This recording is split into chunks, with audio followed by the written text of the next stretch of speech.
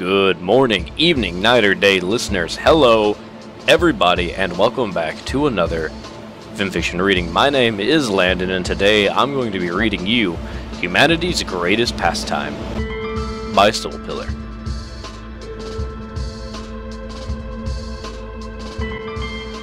I closed the email with a sigh. The order still burned into my brain. The Equestrians must not bypass FakeNet. With a groan, I cupped my face in my hands, wheeling away from the desk. How had it come to this? Being systems administrator meant that you were supposed to help people, not trick them. Nothing felt right anymore. This glorified construction trailer that I'd been living in for the last 3 months was practical, but it never felt like home. I walked over to the state-of-the-art coffee machine and popped in a capsule, numbly watching it shudder to life for the first time in weeks. I signed up for this. Hell, I fought for this. This was the vanguard of human-pony relations. Everyone, everywhere, knew what it meant to make sure nothing went wrong. For some reason, I succeeded where other applicants failed. I sometimes wonder what they would have done if they'd seen an email like that. The Equestrians. They were good people. Better than most humans I'd met, if you'd pardon the misanthropy. First contact was going off without a hitch. Not a problem in sight. Not yet, at least, and the government wanted to keep it that way. One of the first things that Ponyville got was computers.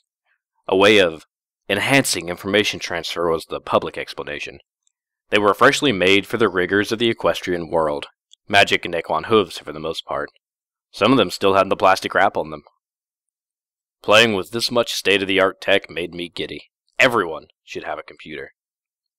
What wasn't so great was the restriction on information. It was only a matter of time before the ponies found out about us, our true nature. I've looked at pony culture, flicked through the books at Princess Twilight's library. What I found was damning. There was nothing on our scale, nothing close to the horrors that we'd inflicted on our own kind. A horrendous sputter came from the coffee machine. All right. The milk frother was empty. Forget it. I'll just pour it cold. Didn't like my coffee hot anyway. I brought the mug to my lips, ignoring the taste. Hopefully the caffeine would help me think this through. Right now, Ponyville had a number of terminals installed. There were 3 in Twilight's Crystal Castle. Tree thing. 1 abused machine in the Carousel Boutique. Rarity called it accessorizing. I called it vandalism. Ponyville Schoolhouse had a lab of 18 machines. Sugarcube Corner got one, seemingly used by all who lived there. And City Hall, for the most part, had 40. They were beautiful, futuristic machines, a pleasing touch to the eye. A shame that they didn't perform nearly as well as they looked. The worst part was the outright lie that I'd been ordered to propagate. The government official stance is that they were connected to the Earth's internet. That was a lie. Ponyville's computers were actually connected to a small, privately organized and carefully monitored intranet, FakeNet.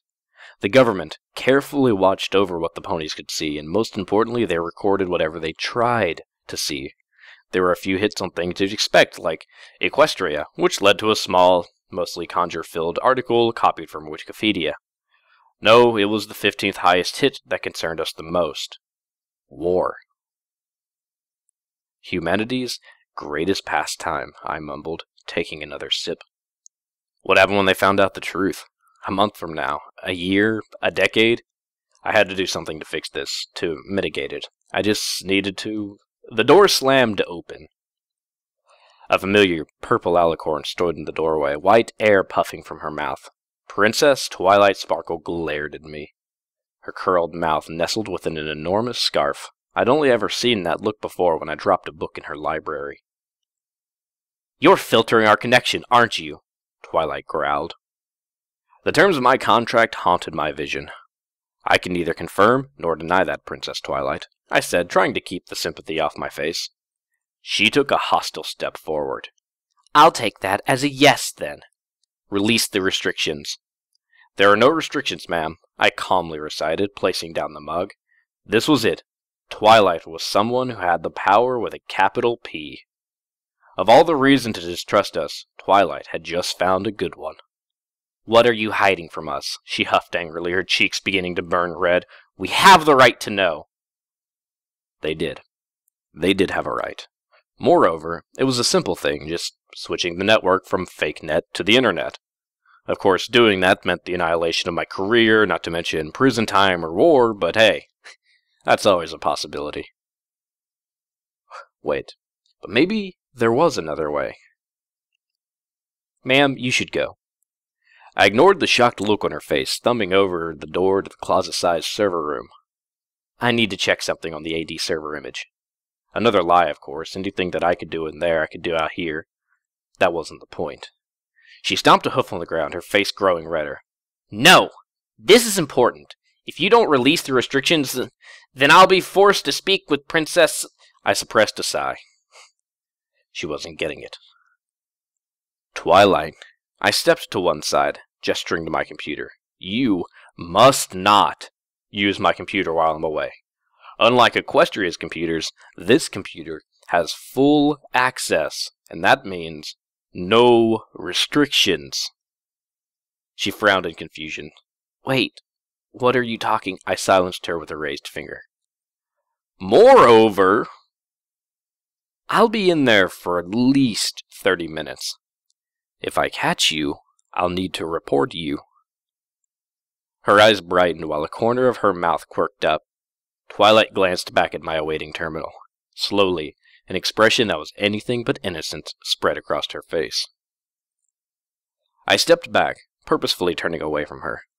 The server room door opened with a rush of cold air and the whirs of 40 computer fans. With an elbow, I nudged it closed, then pressed my back against the door and slowly slid down. Twilight's galloping vibrated through the floor. Even on this side, I could hear her scrambling into my seat and bashing away at the keyboard. This is it. This is the part that ended in history books. To be honest, I was expecting more adrenaline. More fear, I mean. There was a bit of that, but honestly, it felt like this release. I felt good. I held on to that. Somehow, I doubted that I'd be feeling this calm again for a long time. Suddenly, the noise stopped. Hooves trotted up to the server room door, ending in a hesitant knock. I glanced at my watch. She'd only been a few minutes. Surely she hadn't found out everything she needed in that time. I opened the door a crack, and Twilight stared at me, wide-eyed, the fur on her face a deep shade of red purple. Do you have a hoof-compatible keyboard? Twilight, are you using my computer?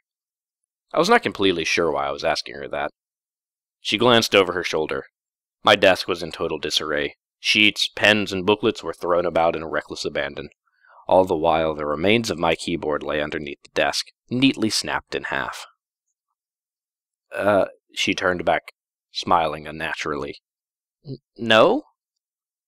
My mouth flapped wordlessly. No, forget it. Just get the thing.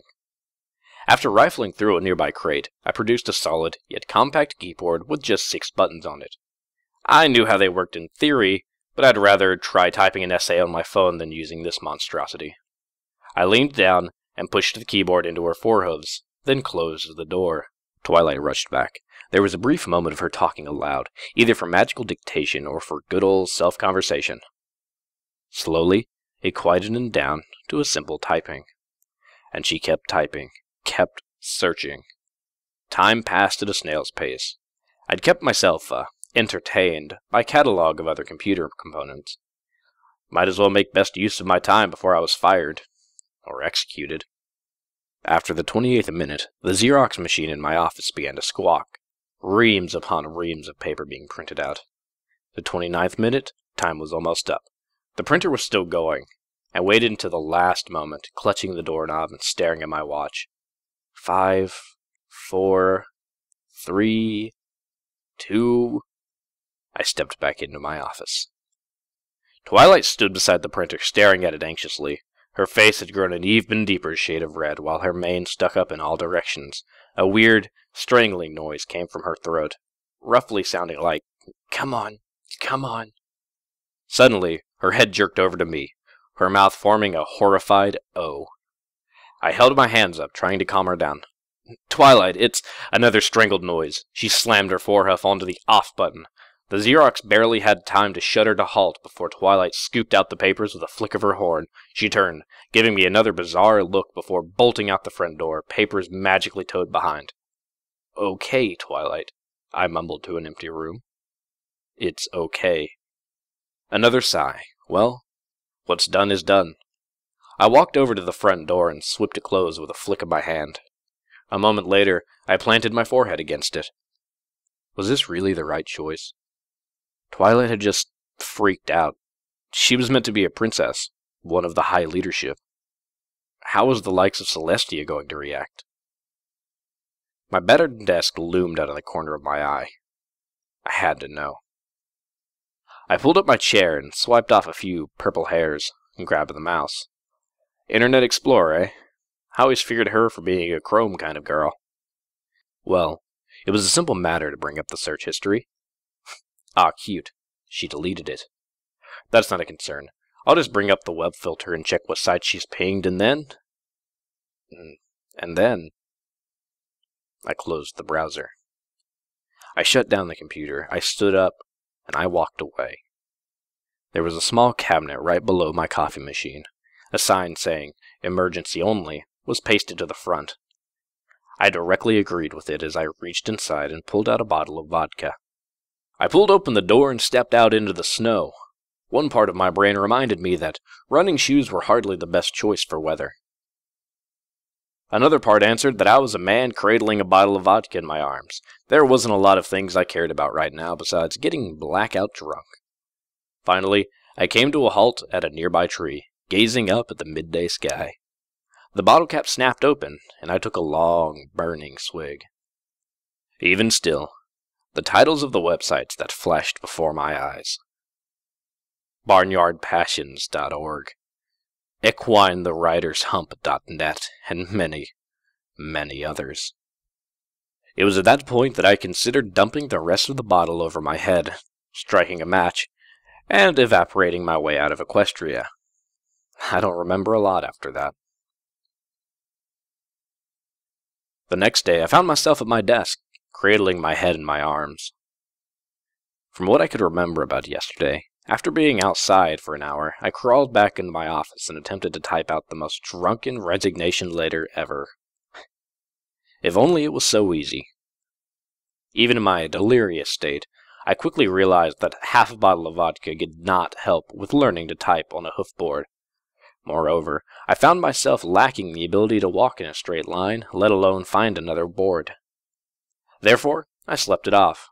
Just this morning, hungover, with bloodshot eyes, I walked over to my boss and tendered my 2-week notice.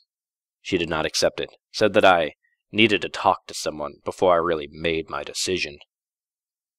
As that sounded like a threat, I manned up and told her that I'd be resigning, and that's that.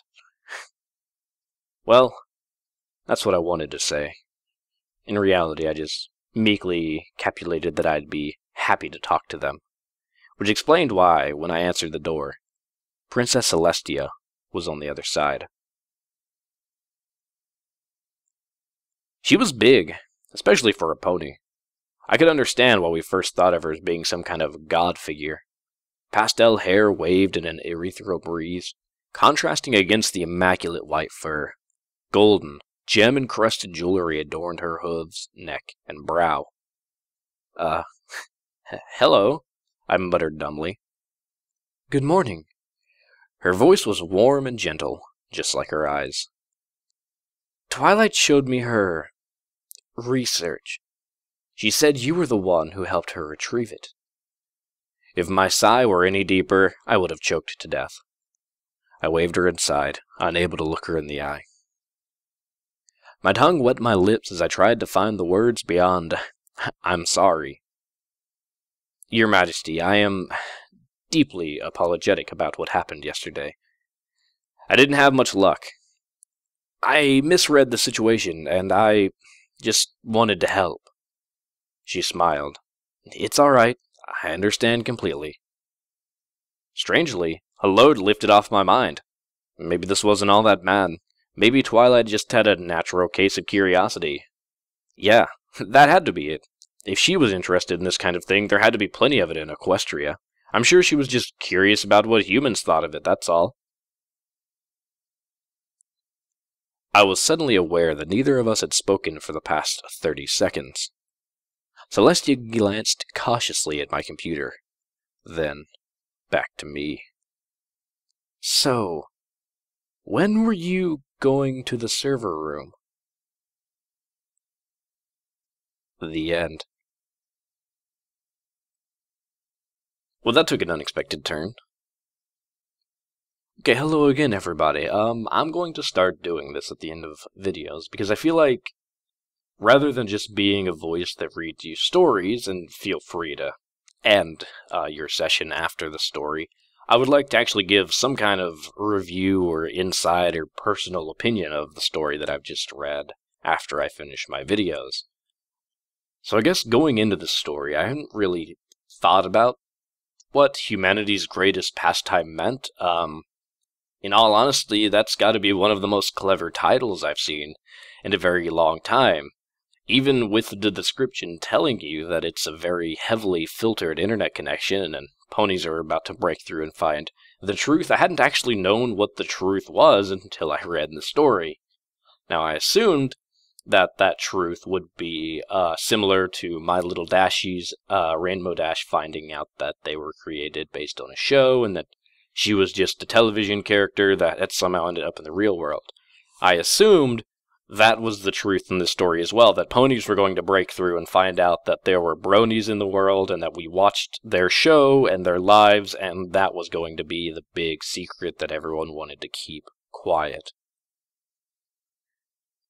Going into it and hearing about war, I was like, oh, that makes sense. Ponies don't want to hear about war. That's very clever. That's a nice turn. And it makes sense. You would obviously, in a peaceful world like Equestria, not want people to hear about that, or ponies, I guess, to hear about that.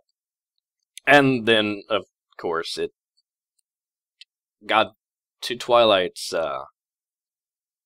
research, and humanity's probably most accurate favorite pastime, or greatest pastime.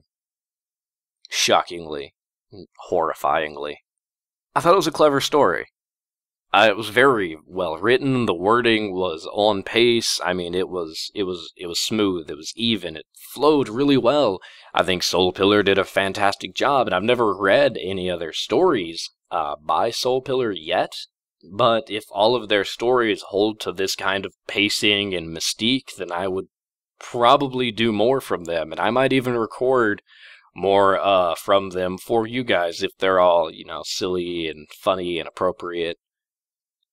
If you guys have one that you want recorded, put it in the comments. I'll definitely do it. I mean, I would like to at least have some order on what I should do. So that's that. That's humanity's greatest pastime. Links to the artist's page, the story.